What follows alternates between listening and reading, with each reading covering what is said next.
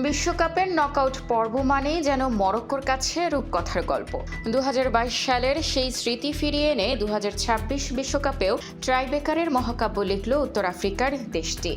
Estadio মন্টেরিতে নেদারল্যান্ডসের বিপক্ষে 120 মিনিটের শ্বাসরুদ্ধকর লড়াই শেষে ট্রাইবেকারে 3-2 ব্যবধানে জয় পেয়ে বিশ্বকাপের শেষ 16তে জায়গা করে নিল মরক্কো। আগামী 4 জুলাই কানাডার বিপক্ষে পরবর্তী রাউন্ডের যুদ্ধে নামবে তারা।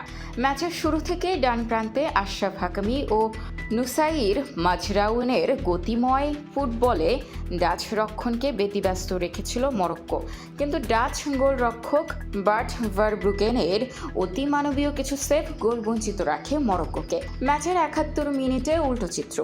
ওট ওয়েগহর্স্টের হেড থেকে বল পেয়ে কোডি গাকপো গোল করে নেদারল্যান্ডসকে এগিয়ে দেয় 1-0 ব্যবধানে।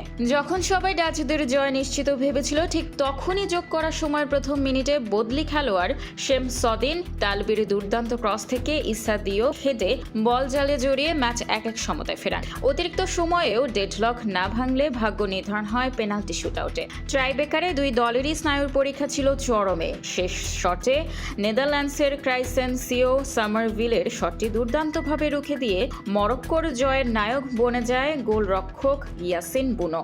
ডাচদের বিদায়ের সুর বাজিয়ে মরক্কো মেতে ওঠে এক ঐতিহাসিক উদযাপনে। ট্রাইবেকারে স্পেনকে হারানো মরক্কো এবার হারিয়ে দিল ডাচদের। কোয়ার্টারের লড়াইয়ে কানাডার বিপক্ষেও কি রূপকথা অব্যাহত রাখবে মরক্কো? স্পোর্টস ডেস্ক, খোলা কাগজ, ঢাকা।